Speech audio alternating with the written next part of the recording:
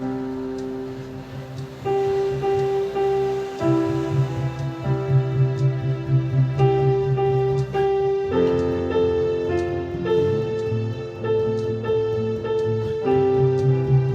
The Lord, hallelujah. Asomiya Bible শিক্ষা YouTube চেনেললৈ আপোনালোক সকলোকে মই প্ৰভু যীশুখ্ৰীষ্টত বিশ্বাসী আপোনালোকৰ ভনী অনামিকাই স্বাগতম জনাইছোঁ। আজি আমি যাকোবে মৃত্যুৰ আগে আগে তেখেতৰ পুতেককেইজনৰ বিষয়ে কি ভৱিষ্যতবাণী কৰিছিল সেই বিষয়ে অধ্যয়ন কৰিম। প্ৰথমতে আহক যাকোবে তেখেতৰ জ্যেষ্ঠ পুত্ৰ ৰুবেনৰ বিষয়ে কি ভৱিষ্যতবাণী কৰিলে সেই বিষয়ে জানো। আদি পুস্তক ৪৯ অধ্যায় ৩ আৰু ৪ পদ। যাকোবে ক'লে, হে ৰুবেন, তুমি মোৰ জ্যেষ্ঠ পুত্ৰ, মোৰ বল আৰু মোৰ শক্তিৰ প্ৰথম ফল। তুমি মৰ্যাদাত লক্ষণীয় আৰু পৰাক্ৰমত লক্ষণীয়। ৪ পদ। তুমি উতলা পানীৰ নিচিনা হোৱাৰ বাবে তোমাৰ প্ৰাধান্যতা নাথাকিব, কিয়নো তুমি নিজ পিতৃৰ শোৱা বিচনালৈ উঠি গৈছিলা। তেতিয়া তুমি অপবিত্ৰ কৰ্ম কৰিছিলা, সি মোৰ শয্যালৈ উঠি গৈছিল। আমেন। এই দুটা বাক্য পঢ়িলে অৱশ্যে যাকোবে ভৱিষ্যতবাণী কৰাতকৈ ৰুবেনৰ প্ৰতি আক্ষেপ প্ৰকাশ কৰা যেনহে লাগে।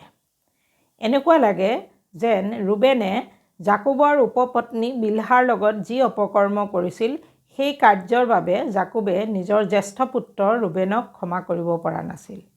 আৰু কৰ্মৰ বিষয়ে যদি আমি চাওঁ, যাকোবে জীৱিত কালতেই তেখেতৰ সম্পত্তিৰ পৰা অৰ্থাৎ মাটিৰ পৰা এডোখৰ মাটি নিজৰ জ্যেষ্ঠ পুত্ৰ ৰুবেনক নিদি যোচেফকহে বেছিকৈ দিছিল, কিয়নো ইছৰাইলৰ মাজত জ্যেষ্ঠ পুত্ৰই দেউতাকৰ সম্পত্তিৰ দুভাগ পোৱাৰ নিয়ম আছিল। সেইফালৰ পৰা চাবলৈ গ'লে যাকোবে নিজৰ জীৱিত কালতেই ৰুবেনক জ্যেষ্ঠাধিকাৰ নিদি সম্পত্তিৰ অৰ্থাৎ মাটিৰ এভাগ যোচেফক বেছিকৈ দি তেওঁকহে জ্যেষ্ঠাধিকাৰ দিছিল। আৰু আমি যদি এই বাক্য দুটা ভৱিষ্যতবাণী ফালৰ পৰাও চাবলৈ যাওঁ, পিছৰ সময়তো ৰুবেনৰ ফৈদে মিছৰ দেশৰ পৰা ওলাই আহি প্ৰতিজ্ঞাৰ দেশ ইছৰাইলত নিজৰ আধিপত্য নল'লে। জৰ্দান নদীৰ পূবফালেহে তেওঁলোকে আধিপত্য ল'লে। বৰ্তমান সময়তো ৰুবেনৰ ফৈদটো ইছৰাইলৰ হেৰাই যোৱা ফৈদ হিচাপে ধৰা হয়।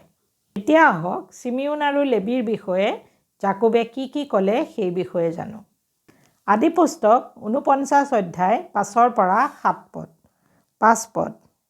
চিমিউন আৰু লেবী দুয়ো ভাই, সিহঁতৰ তৰোৱাল হিংস্ৰতাৰ অস্ত্ৰ। ৬ পদ। মই নিজে সিহঁতৰ সভালৈ নাহিম, মোৰ হৃদয়ৰ বহু সন্মানৰ বাবে মই সিহঁতৰ সমাজত যোগ নহ'ম, কিয়নো সিহঁতে ক্ৰোধত নৰহত্যা কৰে আৰু আনন্দ কৰি ষাঁড় গৰুবোৰ বধ কৰে। ৭ পদ। সিহঁতৰ খং অভিশপ্ত হওক, সেয়ে প্ৰচণ্ড, প্ৰকোপ আৰু নিষ্ঠুৰ। মই যাকোবৰ মাজত সিহঁতক ভাগ কৰিম আৰু ইছৰাইলৰ মাজত সিহঁতক ছিন্ন ভিন্ন কৰিম। আমেন। এইকেইটা বাক্য পঢ়িলে এনেকুৱা লাগে যাকোবে তেওঁৰ জীয়েক দীনাক ছিকিম নগৰৰ অধিপতি হমোৰৰ পুত্ৰ ছিকিমে সতীত্ব নষ্ট কৰাৰ বাবে চিমিউন আৰু লেবীয়ে ছিকিম নগৰ লুটপাত কৰি তাত থকা সকলো পুৰুষক বধ কৰি সকলো মহিলা, শিশু আৰু গৰু ছাগলী আদি সকলো জীৱ জন্তু বন্দী কৰি লৈ অহাৰ বাবে যাকোব তেওঁলোক দুজনৰ ওপৰত অসন্তুষ্ট হৈছিল আৰু সেইবাবে তেওঁলোকৰ বিষয়েও মংগলৰ ভৱিষ্যতবাণী বা কথা নক'লে। যদিও লেবী ফৈদে পিছলৈ মন্দিৰৰ পৰিচৰ্যাৰ কাম কৰিছিল, তথাপি সেয়া সাময়িকহে আছিল, কিয়নো ৭০ খ্ৰীষ্টাব্দত ঈশ্বৰৰ মন্দিৰ ধ্বংস হোৱাৰ লগে লগে লেবী ফৈদৰ কামৰ অন্ত পৰিল আৰু তেওঁলোক থানবান হৈ গ'ল। এতিয়া আহক যাকোবে যিহুদাৰ বিষয়ে কি ভৱিষ্যতবাণী কৰিলে সেই বিষয়ে জানো। আদি পুস্তক ৪৯ অধ্যায় ৮ পৰা ৮ পদ। হে যিহুদা, তোমাক হ'লে নিজৰ ভাইসকলে প্ৰশংসা কৰিব, তোমাৰ হাতে শত্ৰুবোৰৰ ডিঙিত ধৰিব, তোমাৰ পিতৃৰ সন্তানসকলে তোমাৰ আগত প্ৰণিপাত কৰিব। ৯ পদ। যিহুদা যুৱা সিংহ, হে মোৰ বোপা, তুমি পশু চিৰি পেলোৱাৰ পৰা উঠি আহিলা। সি সিংহৰ দৰে পৰি শুইছে, এনেকি শক্তিশালী সিংহৰ দৰে শুইছে, কোনে তাক জগাব। ১০ পদ। চিলো নহালৈকে যিহুদাৰ পৰা ৰাজদণ্ড নাযাব আৰু তাৰ ভৰি দুখনৰ মাজৰ পৰা বিচাৰদণ্ড নুগুচিব। লোকসমূহ সেইজনাৰ আজ্ঞাধীন হ'ব। 11 পদ। সি দ্ৰাক্ষালতাত নিজৰ ডেকা গাধ আৰু উত্তম দ্ৰাক্ষালতাত নিজৰ গাধ পোৱালি বান্ধি নিজ বস্ত্ৰ দ্ৰাক্ষাৰসত নিজ কাপোৰ দ্ৰাক্ষাগুটিৰ তেজৰূপ ৰসত ধুইছে। 12 পদ। তাৰ চকু দ্ৰাক্ষাৰসেৰে ৰঙা, তাৰ দাঁত গাখীৰেৰে বগা। আমেন। এইকেইটা বাক্যহে জাকোবে দৰ্শন দেখা যেন লাগে। কিয়নো আপোনালোকে জানে, যদিও বিন্যামিন ফৈদৰ চৌল ইছৰাইলৰ প্ৰথম ৰজা আছিল, তথাপি সেই ফৈদৰ হাতত ৰাজপাট বেছিদিন টিকি নাথাকিল। কিয়নো চৌল ৰজা হৈ থাকোঁতেই ঈশ্বৰে তেওঁৰ ওপৰত অসন্তুষ্ট হৈ জিহুদা ফৈদৰ দায়ুদকহে ঈশ্বৰৰ মনৰ দৰে মানুহ বুলি কৈ চৌলৰ পৰা ৰাজপাট লৈ তেওঁক দিবৰ কাৰণে মনোনীত কৰিছিল। অকল ইমানেই নহয়, দায়ুদ ৰজা হোৱাৰ পিছতো ঈশ্বৰে দায়ুদৰ বংশ আৰু ৰাজত্ব সদায় থাকিব বুলি কোৱাৰ লগতে তেওঁৰ সিংহাসন চিৰস্থায়ী হ'ব বুলিও প্ৰতিজ্ঞা কৰিছিল। এই বিষয়ে আমি 2 চমুৱেল 7 অধ্যায় 16 পদত পাওঁ। দৰাচলতে 2 চমুৱেল 7 অধ্যায় 12 পৰা 16 পদলৈকে পঢ়াটো বৰ দৰকাৰ, কিন্তু মই ভিডিঅ'টো দীঘল নকৰিবৰ কাৰণে নপঢ়িলোঁ। অনুগ্ৰহ কৰি আপোনালোকে নিজেই 2 চমুৱেল 7 অধ্যায় 12 পৰা 16 পদলৈকে পঢ়ি ল'ব। আপোনালোকে জানে, দায়ুদ ৰজাৰ মৃত্যু হ'ল, তেখেতৰ ৰাজত্বও চলি থকা নাই। তেনেহ'লে ঈশ্বৰে দায়ুদ ৰজাক তেখেতৰ ৰাজত্ব আৰু সিংহাসন চিৰস্থায়ী হ'ব বুলি কিয় ক'লে? তাৰ অৰ্থ হৈছে ঈশ্বৰে প্ৰভু যীশুখ্ৰীষ্টৰ দ্বাৰাই দায়ুদ ৰজাৰ ৰাজত্ব আৰু সিংহাসন চিৰস্থায়ী হ'ব বুলি ক'লে। কিয়নো লোকে লিখা শুভবাৰ্তা 1 অধ্যায় 32 আৰু 33 পদত গাব্ৰিয়েল স্বৰ্গদূতে প্ৰভু যীশুৰ মাক মৰিয়মক এনেদৰে কোৱা বুলি পাওঁ। 32 পদ।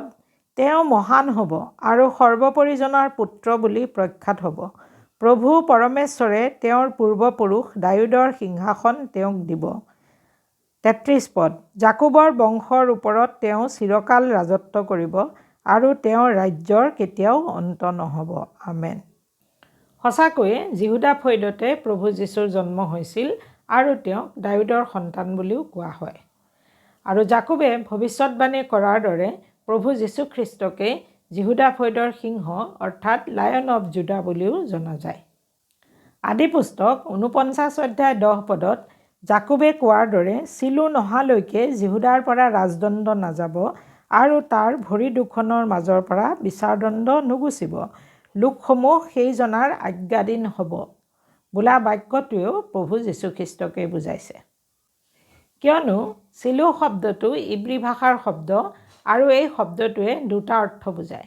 তাৰে এটা অৰ্থ হৈছে গিফ্ট ফ্ৰম গড অৰ্থাৎ ঈশ্বৰৰ পৰা উপহাৰ, আৰু আনটো অৰ্থ হৈছে পিচফুল ওৱান অৰ্থাৎ শান্তিৰ ৰজাজন।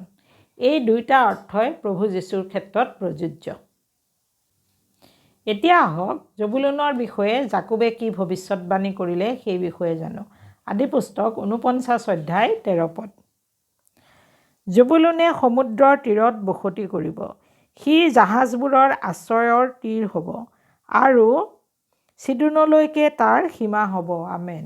এই বাক্যটো পিছলৈ সামফল হোৱা যেন নালাগে, কিয়নো যিহুচোৱা পুস্তক 19 অধ্যায় 10 পৰা 16 পদত পোৱা বাক্য অনুসাৰে জবুলুনৰ আধিপত্য ইছৰাইলৰ উত্তৰ অংশত থকা গালিল সাগৰ আৰু ভূমধ্য সাগৰৰ মাজত অৱস্থিত আছিল, কিন্তু সাগৰ দুখনৰ পাৰত নাছিল, কিয়নো ভূমধ্য সাগৰৰ তীৰত আছেৰৰ আৰু গালিল সাগৰৰ তীৰত নপ্তালিৰ আধিপত্য আছিল। এতিয়া আহক ইছাখৰৰ বিষয়ে জাকোবে কি ভৱিষ্যৎবাণী কৰিলে সেই বিষয়ে জানো। আদিপুস্তক 49 অধ্যায় 14 আৰু 15 পদ। 14 পদ। ইছাখৰ বলৱান গাধ, সি 2টা গঁড়ালৰ মাজত শুৱে। 15 পদ। সি জিৰণিক ভাল দেখি আৰু দেশক সুন্দৰ দেখি ভাৰ ববলৈ নিজৰ কান্ধ পাতি দিলে আৰু কৰি দিবলগীয়া কামৰ ভাৰ লৈ দাস হ'ল। আমেন। এই ভৱিষ্যৎবাণীটো সিদ্ধ হৈছে বুলি বাইবেল স্কলাৰসকলে কয়, কিয়নো ইছাখৰ ফৈদৰ লোক বলৱান হ'লেও তেওঁলোক এলেহুৱা স্বভাৱৰ হোৱাৰ বাবে সেৱক হিচাপে কাম কৰিছিল বুলি তেওঁবিলাকে কয়। এতিয়া আহক দানৰ বিষয়ে জাকোবে কি ভৱিষ্যৎবাণী কৰিলে সেই বিষয়ে জানো। আদি পুস্তক 49 অধ্যায় 16 আৰু 17 পদ। 16 পদ। দান ইছৰাইলৰ এক ফৈদ হ'ল, তেওঁ নিজ লোকসকলৰ সুদবিচাৰ কৰিব। 17 পদ। দান পথৰ দাঁতিত থকা সাপ, সি পথৰ দাঁতিত থকা বিষাক্ত সাপ, যিয়ে ঘোঁৰাৰ ঠেঙত দংশিব পাৰে, য'ত অশ্বাৰোহীজন পাছফালে পৰিব। আমেন। জাকোবে দানৰ বিষয়ে কৰা এই ভৱিষ্যৎবাণীও সফল হোৱা বুলি বাইবেল স্কলাৰসকলে কয়, কিয়নো দান শব্দৰ অৰ্থ হৈছে বিচাৰকৰ্তা, আৰু এই দান ফৈদৰ পৰাই চিমচোনৰ দৰে মহান বিচাৰকৰ্তা ওলাইছিল বুলি আমি পবিত্ৰ বাইবেলত পাওঁ। এতিয়া আহক জাকোবে গাদৰ বিষয়ে কি ভৱিষ্যৎবাণী কৰিলে সেই বিষয়ে জানো। আদি পুস্তক 49 অধ্যায় 19 পদ। গাদ অশ্বাৰোহীয়ে তেওঁক হ'লে আক্ৰমণ কৰিব, কিন্তু সি সিহঁতৰ পাছফালে আক্ৰমণ কৰিব। আমেন। জাকোবে গাদৰ বিষয়ে কৰা এই ভৱিষ্যৎবাণীও সফল হোৱা বুলি বাইবেল স্কলাৰসকলে কয়, কিয়নো গাদ ফৈদটো ইছৰাইলৰ সাহসী যোদ্ধা হিচাপে পৰিচিত আছিল। পিছলৈ তেওঁলোকে যিহেতু জৰ্দানৰ পূবফালে আধিপত্য লৈছিল, গতিকে তেওঁলোকে মোৱাবিয়া, আম্মোনিয়া আদি কৰি বাহিৰা শত্ৰুৰ পৰা ইছৰাইলক ৰক্ষা কৰিছিল। এতিয়া আহক জাকোবে আছেৰৰ বিষয়ে কি ভৱিষ্যৎবাণী কৰিলে সেই বিষয়ে জানো। আদি পুস্তক 49 অধ্যায় 20 পদ। আছেৰৰ মাজৰ পৰা নিজৰ উত্তম আহাৰ জন্মিব, সি ৰজাই খাব পৰা সুস্বাদু আহাৰ যোগাব। আমেন। জাকোবে আছেৰৰ বিষয়ে কৰা এই ভৱিষ্যৎবাণীও সফল হোৱা বুলি বাইবেল স্কলাৰসকলে কয়, কিয়নো যিহুচোৱা পুস্তক 19 অধ্যায় 24 পৰা 31 পদলৈকে পঢ়িলে আছেৰে উৰ্বৰা ভূমিত আধিপত্য পোৱা বুলি আমি পাওঁ, কিয়নো তেওঁবিলাকৰ আধিপত্য কৰ্মিল পৰ্বতৰ পৰা লিবাননৰ উপকূল অঞ্চললৈকে আছিল, আৰু সেইবাবে তেওঁলোকে উত্তম খোৱা বস্তু লাভ কৰিছিল। এতিয়া আহক জাকোবে নপ্তালিৰ বিষয়ে কি ভৱিষ্যৎবাণী কৰিলে সেই বিষয়ে জানো। আদি পুস্তক 49 অধ্যায় 21 পদ। নপ্তালি মুকলি হোৱা হৰিণ, সি মনোহৰ কথা কয়। আমেন। বাইবেল স্কলাৰসকলৰ মতে জাকোবে নপ্তালিৰ বিষয়ে কৰা এই ভৱিষ্যৎবাণীও সফল হৈছিল, কিয়নো নপ্তালি ফৈদে আধিপত্য পোৱা গিনেচৰত অঞ্চলত সুস্বাদু ফলমূল পোৱা গৈছিল, আৰু এই ফৈদৰ লোকসকল দেখাত বৰ সুন্দৰ হোৱাৰ লগতে তেওঁলোকৰ কথা বতৰাও বৰ উত্তম আছিল। এতিয়া আহক জাকোবে যোচেফৰ বিষয়ে কি ভৱিষ্যৎবাণী কৰিলে সেই বিষয়ে জানো। আদি পুস্তক 49 অধ্যায় 22 পৰা 26 পদ। 22 পদ। যোচেফ ফলৱান গছৰ ডাল, ভুমুকৰ ওচৰত থকা লাগনি গছৰ ডাল, তাৰ ডালবোৰ গড়ৰ ওপৰলৈকে জুৰি যায়। 23 পদ। ধনুৰ্ধৰসকলে তাক বৰকৈ ক্লেশ দিলে, আৰু তালৈ কঢ়িয়াই আনি তাক তাড়না কৰিলে। 24 পদ। কিন্তু তেওঁৰ অৱশিষ্ট ধনু অটল হৈ থাকিল, আৰু তেওঁৰ হাত দক্ষতাপূৰ্ণ, কিয়নো জাকোবৰ একমাত্ৰ পৰাক্ৰমী জনাৰ হাতৰ দ্বাৰাই, কিয়নো তেওঁৰ নাম মেৰচাগৰ ৰখীয়া, ইছৰাইলৰ শিলা। 25 পদ। কিয়নো তোমাৰ পিতৃ ঈশ্বৰ, তেওঁৱে তোমাক সহায় কৰিব, কিয়নো সৰ্বশক্তিমান ঈশ্বৰজনাই আশীৰ্বাদ কৰিব। তেওঁ ওপৰত থকা আকাশৰ আশীৰ্বাদৰ সৈতে তলত থকা অগাধ জল, স্তন আৰু গৰ্ভৰ আশীৰ্বাদেৰে তোমাক আশীৰ্বাদ কৰিব। 26 পদ।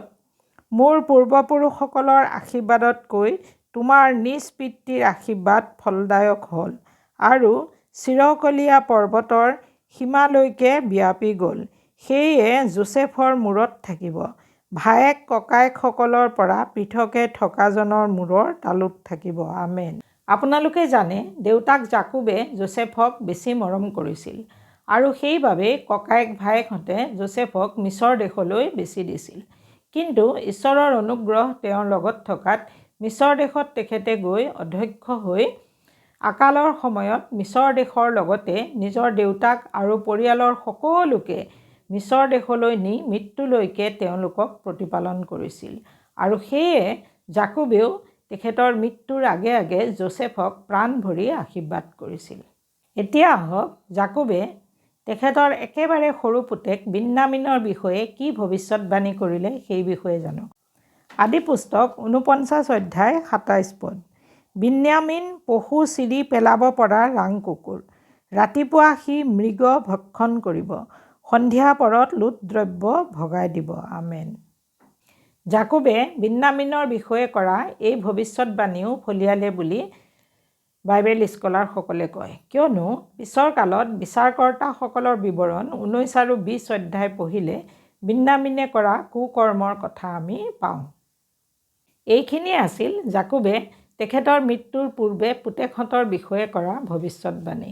আৰু এইটোৱে হৈছে আদি পুস্তকৰ শেষ ভিডিঅ'। যদি আদি পুস্তকৰ কিবা বিষয়ৰ ওপৰত অধ্যয়ন কৰিবলৈ আমাৰ থাকি গৈছে, তেনেহ'লে আপোনালোকে অনুগ্ৰহ কৰি কমেণ্ট কৰি মোক জনাব আৰু আমি সেই বিষয়টোৰ ওপৰত অধ্যয়ন কৰিম।